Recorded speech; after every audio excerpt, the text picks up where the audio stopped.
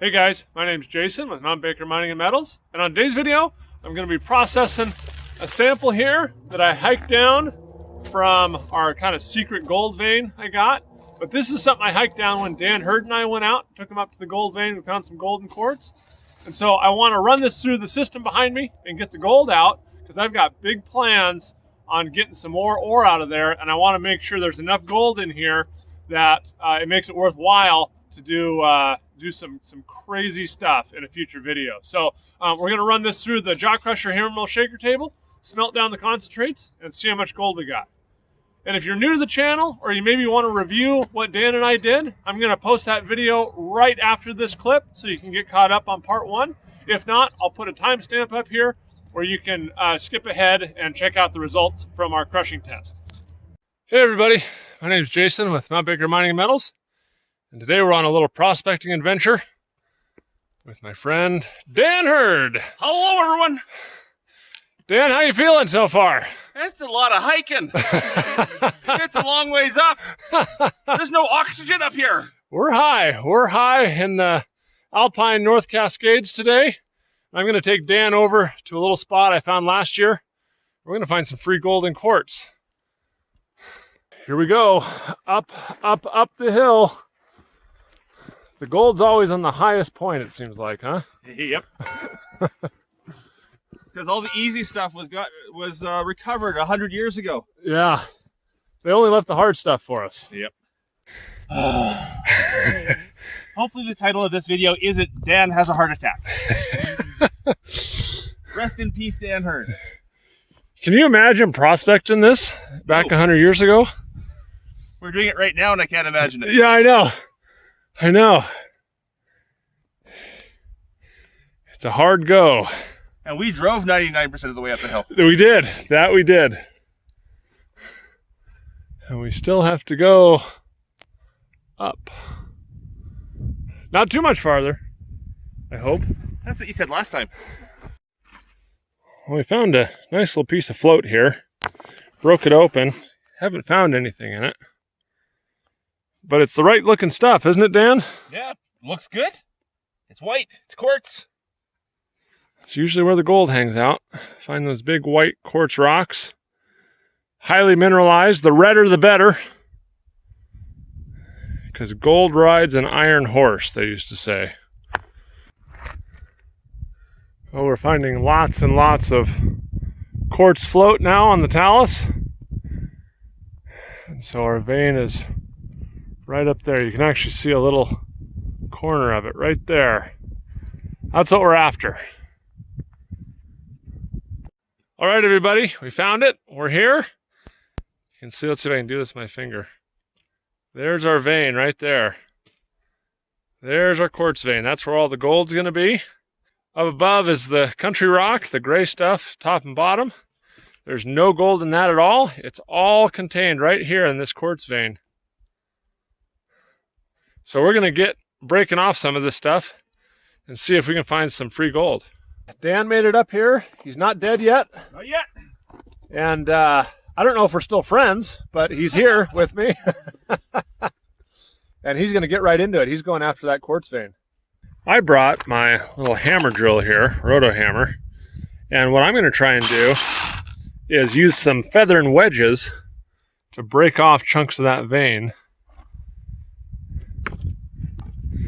And last time I was out with Dan at his Ocean Picture Stone claim, he showed me these feather and wedges, and I thought they were pretty cool, so he brought me some.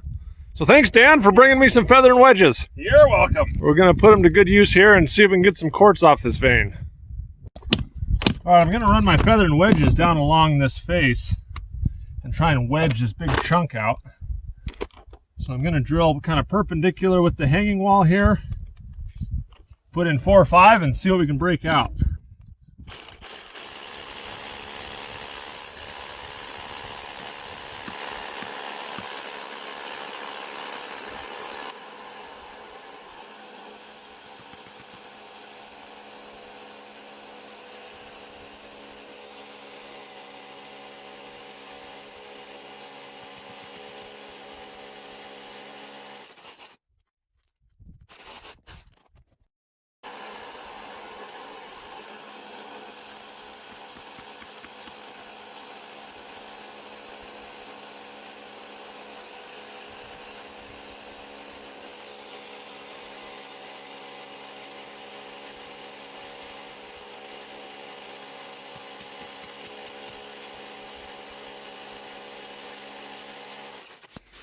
Well, I have my 4 holes here, and now I'm going to take one of these feather and wedges. So I've got it right down at the bottom here, so I get the maximum amount of wedge. And then I put it in there like that. I make sure that I'm forcing it out, not this way. I don't want to go that way. I want to force it out towards me. And get it in there so take some pressure. And I'll get the other 3 lined out, and then I'll just work my way down and see if we can break this off of here. All right, let's see if we can break these off of here.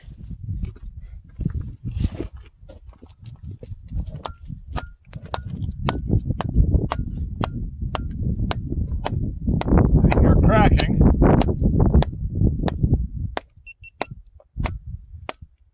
I have converted Jason.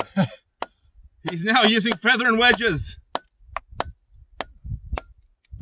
I hear it cracking. It's working good. Release the kraken.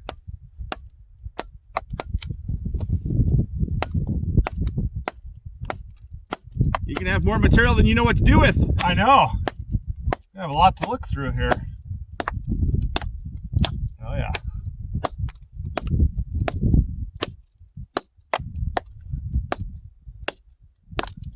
Okay. I love those great big cracks you hear.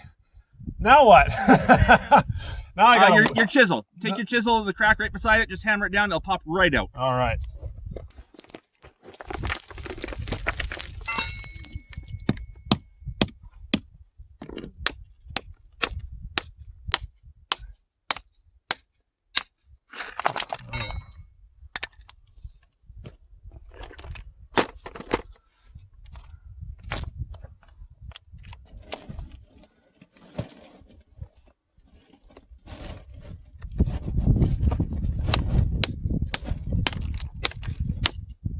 Wow, those work really good.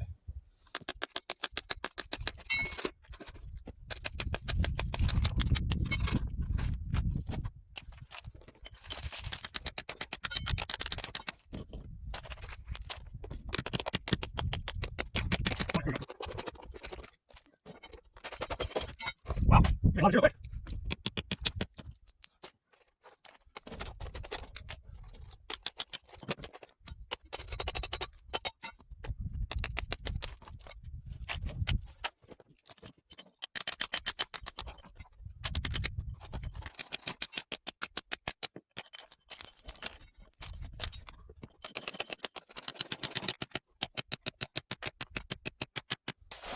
I'll gather up all this fine stuff, bag it up, and then we'll go through this little pile of rocks I have here and see what we can see. But man, those feather and wedges, you can break a lot of rock real quick.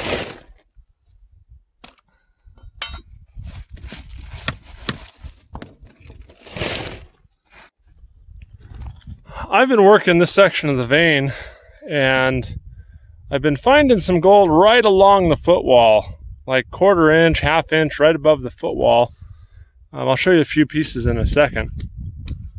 But the vein is maybe 2 feet thick here, and I've chipped off the top through the middle, and I'm only finding the gold really right down there on the bottom. And so that is kind of an important thing to take note, is just because you have this quartz vein that may be running pretty good with gold, it's not necessarily spread out evenly throughout the vein. The veins can have these concentrations, these bands of really, really rich zones, and the rest of the vein may be barren essentially, or have very, very little gold in it. So I found the rich zone in this vein is right along the footwall, within an inch. And so that's where I've been concentrating on looking for samples. I'm gonna move up here. Looks like there's some easy rock up here to break. But Dan, how you feeling? I feel great. I found some gold. I saw some gold. You brought it down to me. But I've seen some free milled gold, so I'm happy. That's good. It's not as good a showing as I was hoping for today, but hey, gold is gold. Gold is gold. And we're still working. So I've moved up the vein a little bit. And right here along the footwall, I found some really good stuff. I just sent down to Dan for him to look through. I'm going to work around right in here and find some more. But you always want to be, if you don't find it in one spot, you got to move around a long strike and up and down across the vein. But it's in here. You just got to find the right sweet spot for it. Let's see if I can get my camera to focus here. But there, oh, is that better? There is some nice free milling gold sitting right in the quartz. If I move my thumb, these little pockets of this silver mineral are the indicator. And you can see the gold sitting right there next to it. We found some other ones, but this is the best one. So that is what free gold in quartz looks like. Hopefully we can get a sack and a little sample, and I can take it down and crush some of it. We can do a kind of an assay on it and figure out how much this stuff is running. Well, we're finishing up for the day. Found a little bit of gold, not as much as we would have hoped. I worked the vein, kind of a long strike here, and then up and down between the hanging wall and the footwall. And found some spots where there was some gold, but again, not as much as uniformly across the vein as I would have hoped. We've got a little bit of a sample here in this bag that I'm going to try and take down if I can manage to carry it all the way down there. And I'll run that on through the hammer mill and shaker table and see how much gold we have. We'll do a little assay because one of my interests for this property is to get a helicopter up here and helicopter some of this stuff out of here, maybe 2 or 3 tons, and see if we can get a bulk sample and figure out how much gold it's running. Well, Dan, what do you think? Not as much gold as we hoped, but I got to see some free milled gold on quartz. I'm happy. there you go. And you just said you had one bag to carry down. You didn't realize I have a bag for you to carry You down. have one, well. yeah. And it's so full, it's overflowing. Oh, there's one hiding down there. I see how it is. Yep. Good. Well, hey, I wanted to thank you for coming up. I appreciate it, and yeah, I hope we can Thanks for bringing me up. This was fun. And you did kill me on the hike. Yeah. Well, we got to go down still. Yeah, they're still down. Yes. But yeah, looking forward to doing more videos with you in the future. Sounds good. All right, we made it down the hill. Dan is still alive. I think we're still friends, even after that death hike I took him on. He took it very slow for me, which is good. And we got our bag of ore, so stay tuned for that on an upcoming video. But other than that, thank you, Dan, for coming along with us on our adventure. Thank you for bringing me up here. It was a lot of fun. All right, and thanks, viewers, for watching. And stay tuned for more videos. So thanks again, and we'll see you on the next one. Bye. Here's just a quick little shot of what I brought down. There's 12 kilograms here. So it's not a huge sample, but it's what I could pack out at the time. And it's a really clean ore. There's not hardly any sulfides in this stuff. It's mostly just gold and a little bit of a silver mineral that has been the indicator for us for finding gold. But we're gonna get this crushed up, so we'll run it through the system and see what we get. This is our 6x10 jaw crusher, and it takes about a 6 to 7 inch rock and crushes it down to about 1/2 inch minus. We'll do 1 to 3 tons an hour, and as you can see, it goes pretty quick on this little sample. Crushes it down nice and fine.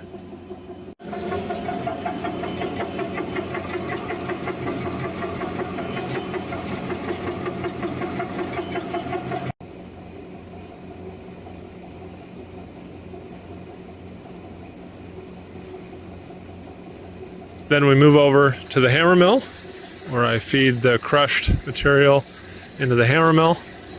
The hammer mill will do about 1 ton per hour, and we add about 1 to 2 gallons per minute into the hammer mill to keep the dust down and make a really nice slurry.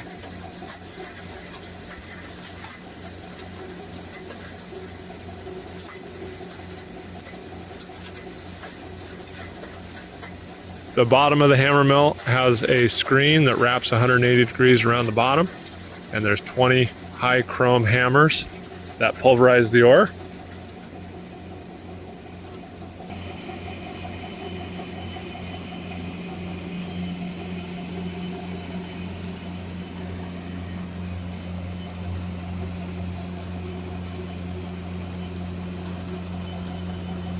Once the ore is pulverized to go through the 0.8 millimeter slotted screen, it comes out as a nice slurry down the orange chute, where it continues down into the aluminum distributor trough for the table.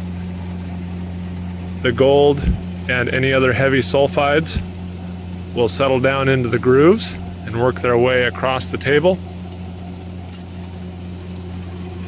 The gold and the densest minerals will work their way up out the long 4 grooves under the water bar, where they'll move down into the number 1 and number 2 concentrates.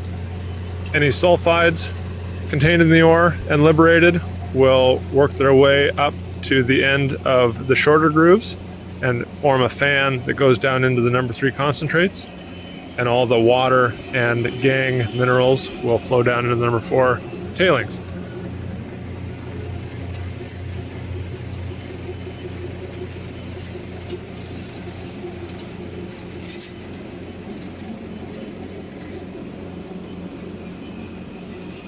The whole system takes about 8 to 10 US gallons a minute, and the water is continuously recirculated with these 2 pumps down here in the corner and up into the shaker table and the hammer mill.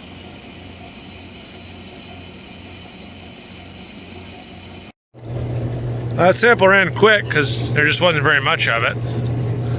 And there's a little bit of copper, probably left over from the last run. But there's a couple little gold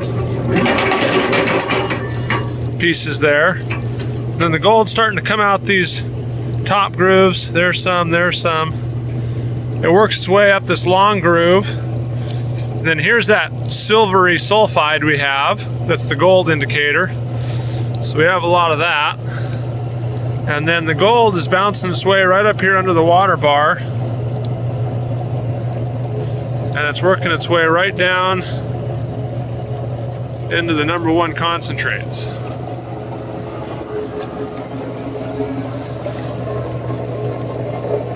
That silver sulfide or silver mineral is coming with it. Number 2 is pretty much quartz, a little bit of sulfides. But we'll get it brushed down, cleaned off, and get this stuff smelted. Well, here's our little bit of number 1 concentrates. And most of that quartz got in there when I brushed down the table, and I brushed it all over into the number 1. And then here's our number 2, which is mostly quartz. But I'll probably just mix those 2 together and just get them all smelted down and see what we got. Well, I've combined the number 1 and number 2 concentrates. And rather than smelting down all that quartz, I'm just going to get rid of it. I'm just going to pan it out down to where it's pretty much pure sulfides. The quartz is just gangue. It doesn't have any value to us at all. And it's just going to take a little bit more flux and a little bit bigger crucible to get it all smelted out. So I figured we'll just get rid of it. And we might be able to take a little peek and see if we got any gold down here in the crease too. But let me get this quartz panned out, down just to sulfides, and we'll get her smelted. Well, there's a little bit of gold in there. And remember, this is only from 12 kilograms, so it actually looks pretty good. And I'm also wondering if in this silver stuff, there may be gold and or silver that when we smelt it, it may come out in the button. But I got most of the quartz out of there. I left a little bit, rather keep a little bit of quartz than lose a little bit of sulfides. So now let's get this smelted down. Well, here's our mess of stuff in there. I added our concentrates, and then I added 25 grams of silica sand. I added 100 grams of soda ash. I added about 10 to 15 grams of potassium nitrate just as an oxidizer. I added about 30 grams of lead oxide as a collector metal, and then iron in there.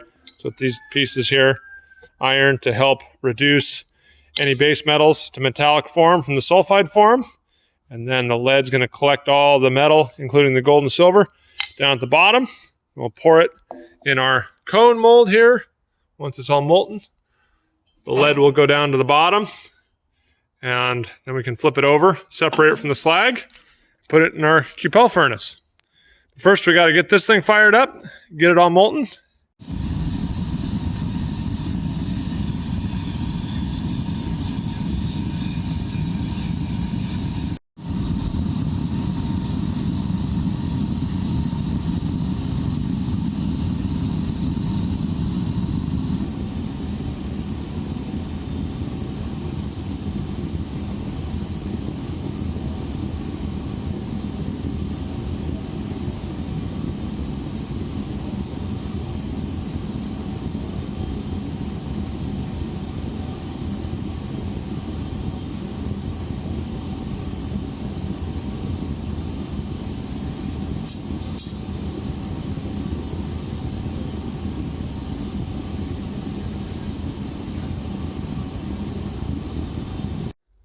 Well, let's have a look. I forgot that big spike was in there, and I dropped it in the slag. I don't know if you saw it in the video, but then I had to fish it out.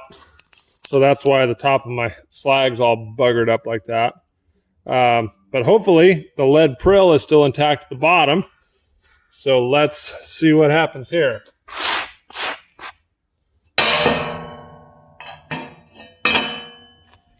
That's a good sign.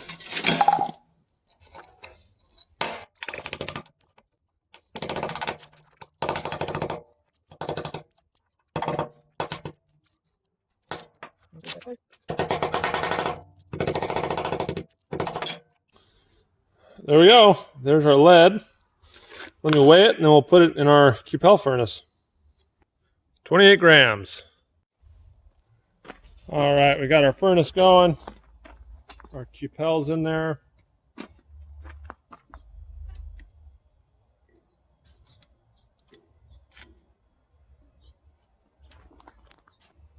So our lead will melt and oxidize in the oxygen-rich environment in the furnace that we're going to make.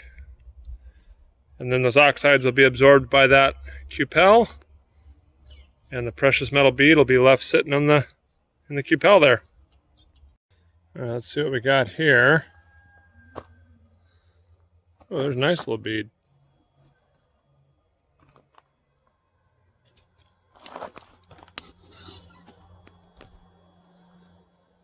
Nice. Let's get that cooled down and we'll get it weighed. So it's a little white in color, but it's still pretty yellow. Let's see if it changes when I cool it down some.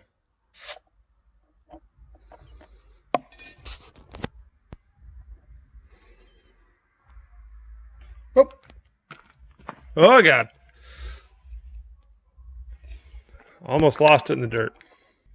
Well, there it is. Nice little bead. There's probably some silver, and it's probably about 80% gold based on the color. But I bet, and I bet some of that came from that silver mineral in the pan. Let's see how much it weighs here. And just put it on there like that. 0.68 grams. Nice. Let's do some math. All right, guys, here's our quick math. There's how much our bead weighed. I figured it's about 80% gold. So that's grams of gold in our 12 kilograms. 12 kilograms is 0.012 metric tons. So when you divide grams of gold divided by the number of metric tons, you get 45.3 grams per ton of gold. So that is really good. That's way over an ounce a ton. It's about an ounce and a third, ounce and a half, somewhere in there. So that is really encouraging. Well, guys, I've been talking for years about it's really important that you sample your stuff before you go in and do anything crazy with it. And I'm going to consider this a pretty good sample. We were right in the vein. Dan and I were. We were sampling. We got a fairly good representative sample and packed it down. Turned out over an ounce a ton, which I think is pretty darn good. So now stay tuned for a video. I'm not going to ruin it. It's going to be a surprise, but stay tuned for a crazy video that I'm about to do in the next couple of weeks where I get a significant amount of tonnage or poundage off of that hillside. So stay tuned for that. And I hope you guys enjoyed the video. Thanks for watching, and we'll see you on the next one.